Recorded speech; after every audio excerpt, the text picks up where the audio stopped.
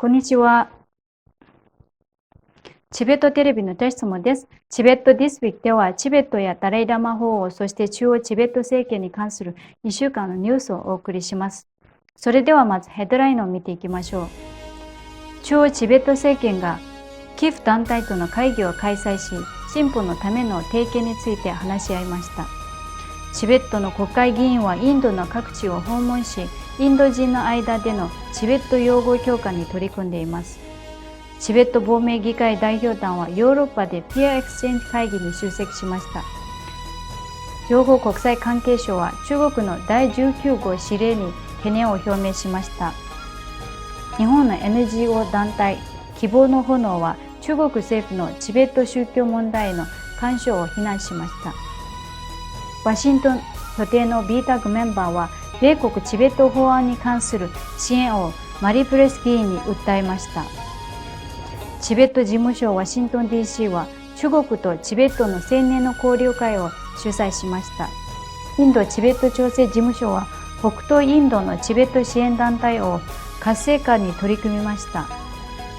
インドのチベット問題のためのコアグループである CGTCI はダライラマ法王との対話再開を中国に呼びかけるよう G20 の首脳に要求しました。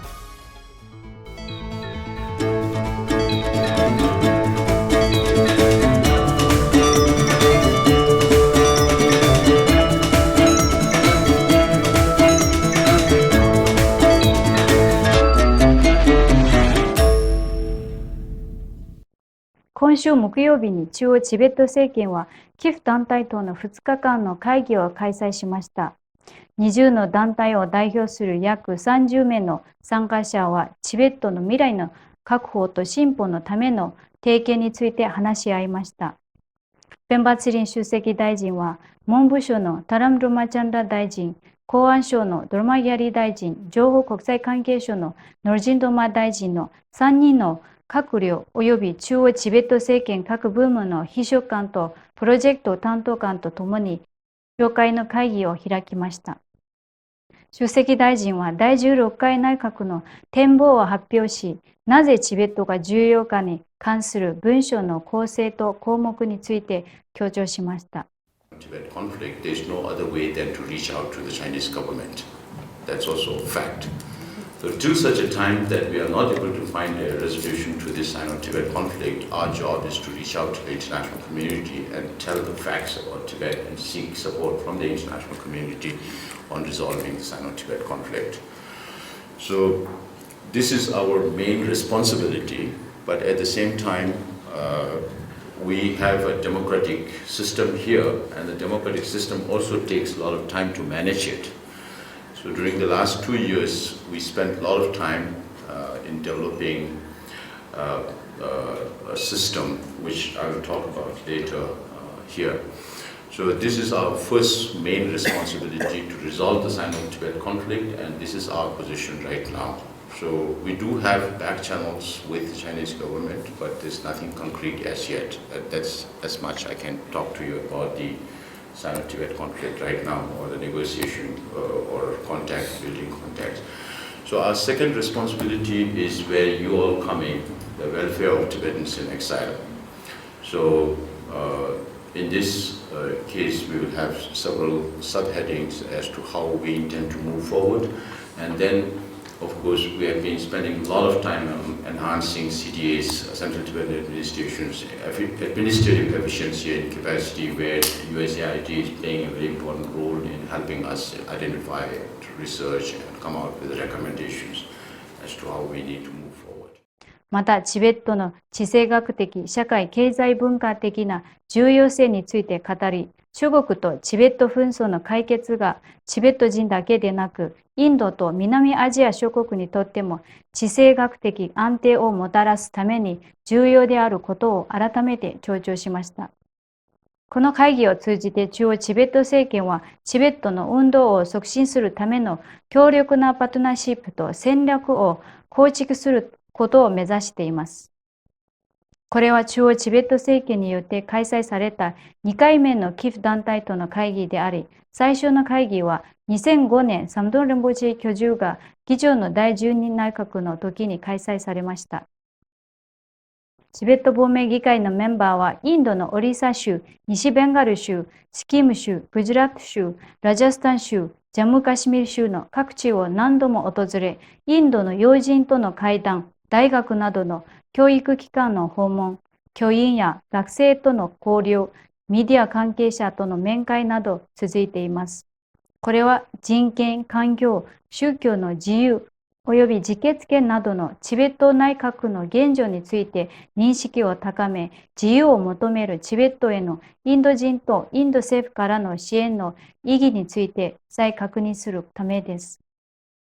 チベット亡命議会の代表団のゲシンガワ・ガンディ議員とリグジン・ルント博士は2023年8月19日から22日までヨーロッパで行われた世界的な民主主義のピアエクスチェンジ会議に参加しました。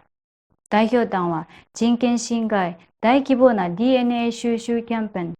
植民性寄宿学校などチベットの差し迫った問題を強調し、チベットの歴史的背景、現在の状況、亡命民主主義の発展とその機能に特に焦点を当て、亡命における民主主義の進化について述べました。特にチベット亡命議会の設立とその機能について話しました。この会議には世界9カ国の著名な指導者と代表者が参加し、異なる国や文化、背景を持つ異なる政党が民主主義における課題と機会など、民主主義におけるさまざまな共通の問題について経験と視点を交換する場となりました。中央チベット政権の情報国際関係省は2023年9月1日に執行される中国国家宗教事務局が交付した宗教活動場所の管理に関する規定または第19号指令に懸念を表明しました。この中国の新たな規制はチベット国内及び中国国内での他の場所での宗教の自由に対する制限を強化するもので、中国政府による宗教の自由による継続的な弾圧が著しくエスカレートしていることを示しています。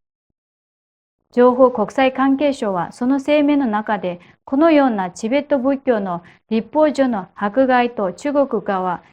政府がチベット仏教の文化的及び政治的問題に対する統制を最大化しようとする強制的な措置であると述べました。チベット情勢が悪化していることを踏まえ、情報国際関係省は国際社会に対して、これは中国がチベットにおける権威を維持するためだけに実施しているものであり、中国政府がチベットで宗教の実践と教義に対する違法かつ厳格な統制を強化している問題に対処するために、そのパートナーや同盟国の連携力と影響力を強化するよう呼びかけました。世界平和を促進する日本の NGO 希望の炎は、中国共産党指導部がチベットの宗教問題、特にパンチェンラマをはじめとするチベット高位ラマ層の選出に干渉し続けていることを非難する声明を発表しました。その中で中国に対し、チベットにおける人権と宗教の自由の侵害を止めるよう求めました。ダライラマ法日本代表部事務所代表の有谷博士は、訪問団のチベット問題に対する真摯な関心と支援に感謝し、チベットと亡命チベット人の状況については話しました。希望の炎国際委員会及びアースキャラバンの代表である遠藤良久氏と東京実行委員長である奈良美氏は、今週の木曜日にダライラマ法日本代表部事務所を訪れ、この声明を代表のアリア・ツワンギャブ博士に手渡しました。ワシントン州のチベット人権擁護団体 BTAG のボランティアメンバーは8月17日にマリグル前幹部ペレス議員のスタッフであるカンサリン・グレース PC と事実上会い、2023年の中国チベット紛争法への支援を訴えました。この法案の主な内容の一つは、米国特別調整官の権限を強化することで、中央チベット政権とともに中国政府との交渉へ参加することを強く提供できるようにすることです。ワシントン DC のチベット事務所は、ニューヨークの中国青年イニシアティブであるデモクラシーサロンと共同で、チベットハウスで行われた中国とチベットの若者との交流イベント、中国チベット青年交流会の一環として映画ディスカッションを開催しました。イベントにはニューヨークとその周辺地域のチベットコミュニティと中国コミュニティから約50人の若者が参加しました。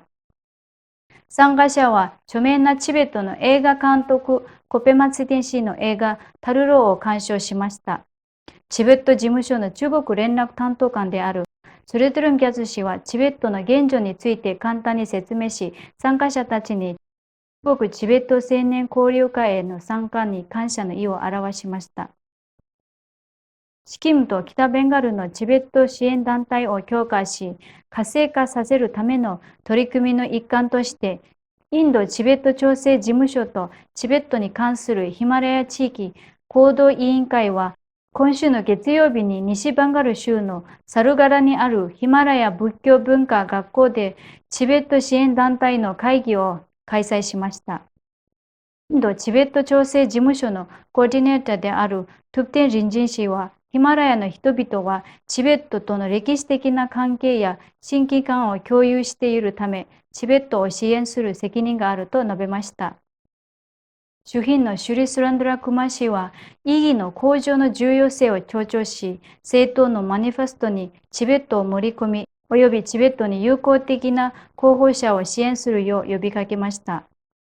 このイベントには主賓としてチベット問題のためのコアグループインドである CGTCI の全国共同議長であるシュリスランドラ・クマル氏が特別ゲストとしてシュリスワミ・ディップ・ダタ氏が出席したほか、 NGO の代表、現地の住民および学校の高学年生が出席しました。先週の木曜日、チベット問題のためのコアグループインドである CGTCI はニューデリーのプレスクラブで記者会見を開き、指導者に対しダライ・ラマ法王の代表者との対話を再開するよう中国政府に圧力をかけるよう呼びかけました。会見には CGTCI の全国代表であるシュリアルケ・クライミー氏、全国共同代表であるシュリスランドラ・クマル氏と